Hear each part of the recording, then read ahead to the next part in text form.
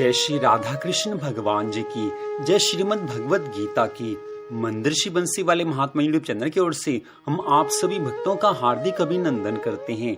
जैसा कि आप सभी जानते हैं कि पितृपक्ष अर्थात श्राद्ध का समय चल रहा है और इस वर्ष पितृपक्ष अर्थात श्राद्ध पक्ष 11 सितंबर दिन रविवार से आरंभ होकर 25 सितंबर दिन रविवार तक रहेगा। और अपने पितरों की मुक्ति के लिए श्रीमद् भगवत गीता का पाठ सुनना इन श्राद्ध के समय में बड़ा कल्याणकारी कहा गया है।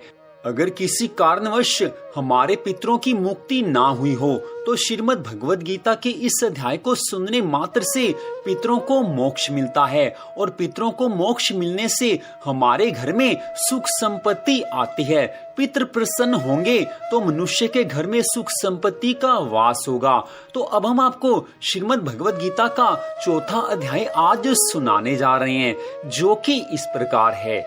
इसके उपरांत श्री कृष्ण महाराज कहने लगे हैं, हे अर्जुन, मैंने इस अविनाशी योग को कल्प के आदि में सूर्य के प्रति कहा था और सूर्य ने अपने पुत्र मनु के प्रति कहा और मनु ने अपने पुत्र राजा इक्ष्वाकु के प्रति कहा है।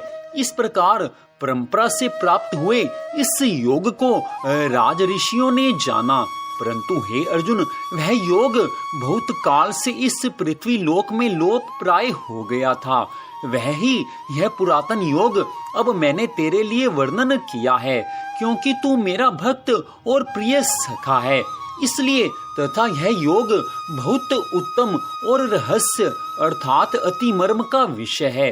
इस प्रकार भगवान श्री कृष्णचंद्र महाराज के वचन सुनकर अर्जुन ने पूछा कि हे भगवान, आपका जन्म तो आधुनिक अर्थात अब हुआ है और सूर्य का जन्म बहुत पुराना है, इसलिए इस योग को कल्प के आदि में आपने कहा था, यह मैं कैसे जानूं? इस पर श्री कृष्ण महाराज बोले, हे अर्जुन, मेरे और तेरे बहुत से जन्म हो चुके हैं, परंतु हे परंतप, उन सब को तू नहीं जानता है और मैं जानता हूँ। मेरा जन्म प्राकृत मनुष्यों के सदृश नहीं है। मैं अविनाशी स्वरूप अजन्मा होने पर भी तथा सब भूत प्राणियों का ईश्वर होने पर भी अपनी प्रकृति को अधीन करके योग माया से प्रकट होता हूँ। हे भारत, जब जब धर्म की हानि और अधर्म की वृद्धि होती है तब तब ही मैं अपने रूप को रचता हूँ अर्थात प्रकट करता हूँ, क्योंकि साधु पुरुषों का उद्धार करने के लिए और दूषित कर्म करने वालों का नाश करने के लिए तथा धर्म स्थापन करने के लिए युग युग में प्रकट होता हूँ।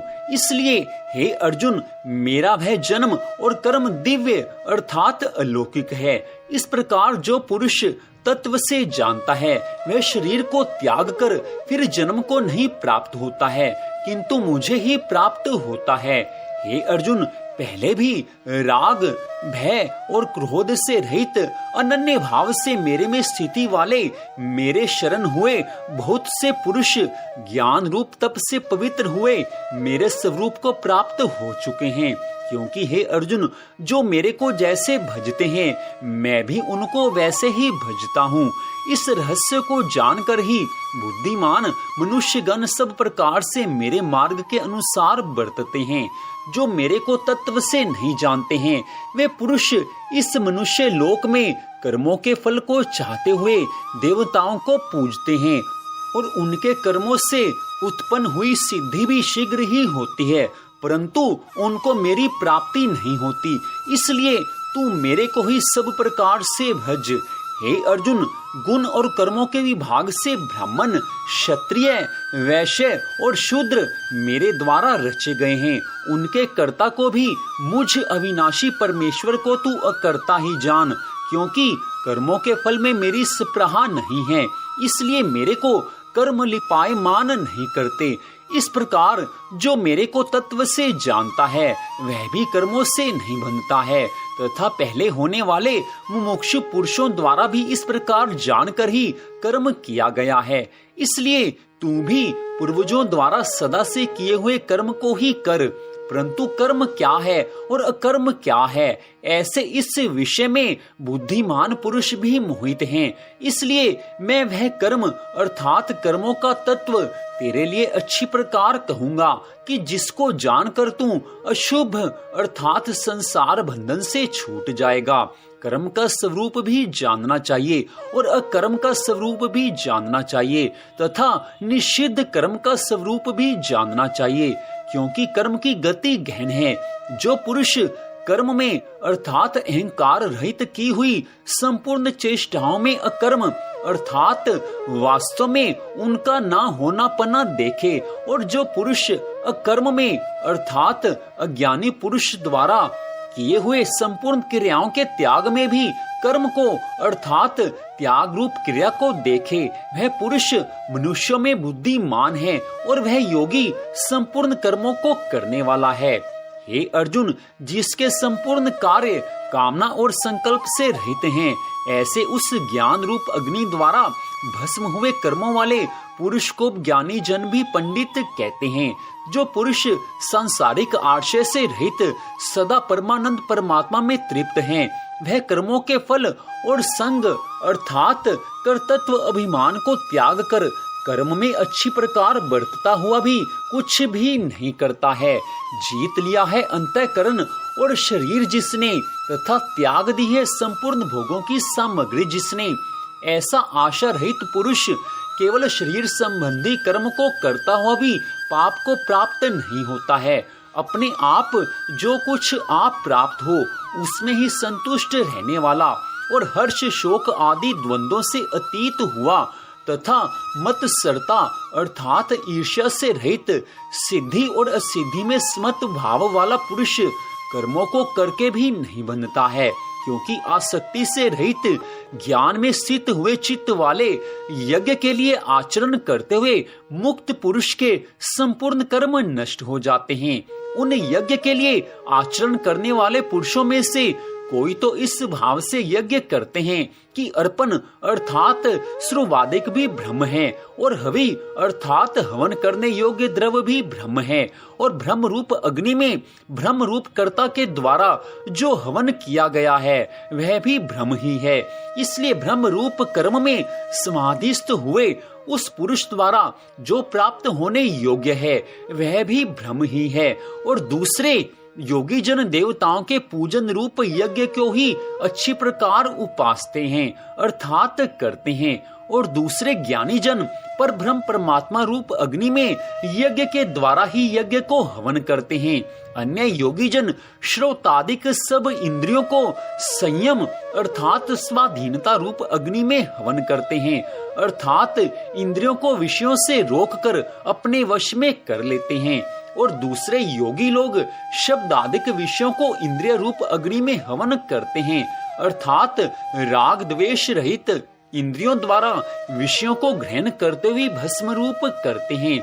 दूसरे योगी जन संपूर्ण इंद्रियों की चेष्टाओं को तथा प्राणों के व्यापार को ज्ञान से प्रकाशित हुई परमात्मा में स्थिति रूप योगाग्नि में हवन करते हैं। दूसरे कई पुरुष ईश्वर अर्पण बुद्धि से लोक सेवा में द्रव्य लगाने वाले हैं।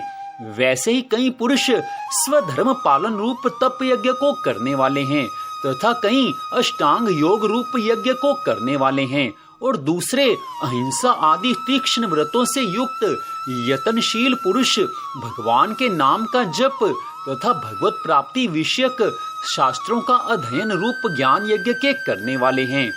दूसरे योगी जन अपान वायु में प्राण वायु को हवन करते हैं, वैसे ही अन्य योगी जन प्राण वायु में अपान वायु को हवन करते हैं तथा अन्य योगी जन प्राण और पान की गति को रोककर प्राणायाम के परायण होते हैं। दूसरे नियमित आहार करने वाले योगी जन प्राणों को प्राणों में ही हवन करते हैं। इस प्रकार यज्ञों द्वारा नाश हो गया है पाप जिनका, ऐसे ये सब ही पुरुष यज्ञों को जानने वाले हैं। हे कुरुश्रेष्ठ अर्जुन, यज्ञों के परिणाम रूप ज्ञानामृत को भोगने वाले योगी जन सनातन पर ब्रह्म परमात्मा को प्राप्त होते हैं, और यज्ञ रहित पुरुष को यह मनुष्य लोक भी सुखदायक नहीं है, फिर परलोक कैसे सुखदायक होगा। ऐसे बहुत प्रकार के यज्ञ वेद की वाणी में विस्तार किए गए हैं। उन सब को शरीर, मन और इंद्रियों की क्रिया द्वारा वही उत्पन्न होने वाला जान। इस प्रकार तत्व से जानकर निष्काम कर्म योग द्वारा संसार बंधन से मुक्त हो जाएगा। हे अर्जुन, सांसारिक वस्तुओं से सिद्ध होने वाले यज्ञ से ज्ञान रूप यज्ञ सब प्रकार श्रेष्ठ है, क्योंकि हे पार्थ, संपूर्ण यावन मात्र कर्म ज्ञान में शेष होते हैं, अर्थात ज्ञान उनकी पराकाष्ठा है। इसलिए तत्व को जानने वाले ज्ञानी पुरुषों से भली प्रकार दंडवत प्रणाम तथा सेवा और निष्कपट भाव से किए हुए प्रश्न द्वारा उस ज्ञान को जान। वे मर्म को जानने वाले ज्ञानी जन तुझे उस ज्ञान का उपदेश करेंगे कि जिसको जानकर तू फिर इस प्रकार मोह को प्राप्त नहीं होगा। और हे अर्जुन, जिस ज्ञान के द्वारा सर्वव्यापी अनंत चेतन रूप हुआ अपने अंतर्गत समष्टि बुद्धि के आधार संपूर्ण भूतों को देखेगा और उसके उपरांत मेरे में अर्थात सच्चिदानंद स्वरूप में एक ही भाव हुआ सच्चिदानंद में ही देखेगा। यदि तू सब पापियों से भी अधिक पाप करने वाला है तो भी ज्ञान रूप नौका द्वारा निस्संदेह संपूर्ण पापों को अच्छी प्रकार तर जाएगा। हे अर्जुन, जैसे प्रज्वलित अग्नि ईंधन को भस्ममय कर देता है, वैसे ही ज्ञान रूप अग्नि संपूर्ण कर्मों को भस्ममय कर देता है। इसलिए इस संसार में ज्ञान के समान पवित्र करने वाला निस्संदेह कुछ भी नहीं है। उस ज्ञान को कितने ही काल से अपने आप समत्व बुद्धि रूप योग के द्वारा अच्छी प्रकार शुद्धांत करण हुआ पुरुष आत्मा में अनुभव करता है। हे अर्जुन, जितेंद्रिय तत्पर हुआ श्रद्धावान पुरुष ज्ञान को प्राप्त होता है। ज्ञान को प्राप्त होकर तत्क्षण भगवत प्राप्ति रूप परम शांति को प्राप्त हो जाता है। हे अर्जुन, भगवत विषय को ना जानने वाला तथा श्रद्धा रहित और संशय युक्त पुरुष परमार्थ से भ्रष्ट हो जाता है। उनमें भी संशय युक्त पुरुष के लिए न तो सुख है और न यह लोक है और न परलोक है, अर्थात यह लोक और परलोक दोनों ही उसके लिए भ्रष्ट हो जाते हैं। हे धनंजय, समत्व बुद्धि रूप योग द्वारा भगवद अर्पण कर दी है संपूर्ण कर्म जिसने, और ज्ञान द्वारा नष्ट हो गए हैं सब संशय जिसके, ऐसे परमात्मा परायण पुरुष को कर्म नहीं बांधते हैं। इससे हे भरतवंशी अर्जुन, तू समत्व बुद्धि रूप योग में स्थित हो और अज्ञान से उत्पन्न हुए हृदय में स्थित इस अपने संशय को ज्ञान रूप तलवार द्वारा छेदन करके युद्ध के लिए खड़ा हो। तो इस प्रकार श्रीमद् भगवद गीता के चौथे अध्याय को हमने आपको सुनाया है। इस अध्याय की कथा सुनने मात्र से पितरों को मोक्ष मिलता है और मनुष्य के घर में सुख शांति का वास होता है। तो श्राद्ध पक्ष के इन दिनों में, पितृपक्ष के इन दिनों में श्रीमद् भगवद गीता के एक एक अध्याय की कथा को आप हमारे चैनल पर जरूर सुनें, क्योंकि श्रीमद् भगवद गीता के पाठ सुनने से या श्रीमद् भगवद गीता के किसी भी अध्याय का पाठ करने से श्राद्ध पक्ष में पितरों को मोक्ष मिल जाता है। किसी कारणवश अगर किसी के पितर किसी नीच योनि में पड़े हों तो उनकी मुक्ति हो जाती है। इसलिए आप श्रीमद् भगवद गीता के एक एक अध्याय के पाठ को, एक एक अध्याय की कथा को हमारे चैनल पर प्रतिदिन जरूर सुनें। तो मंदिर बंसी वाले महात्मा यूट्यूब चैनल की ओर से आज की इस कथा को सुनने के लिए आप सबका हार्दिक धन्यवाद। भगवान श्री राधा कृष्ण जी की श्रीमद् भगवद गीता की अनंत कृपा सदा आप सब पर, आपके परिवार पर बनी रहे, इसी मंगल कामना के साथ जय श्री राधा रानी सरकार की, जय श्री कृष्ण भगवान की, जय श्रीमद् भगवद गीता की। जय जय श्री राधे, जय जय श्री राधे, जय जय श्री राधे श्याम।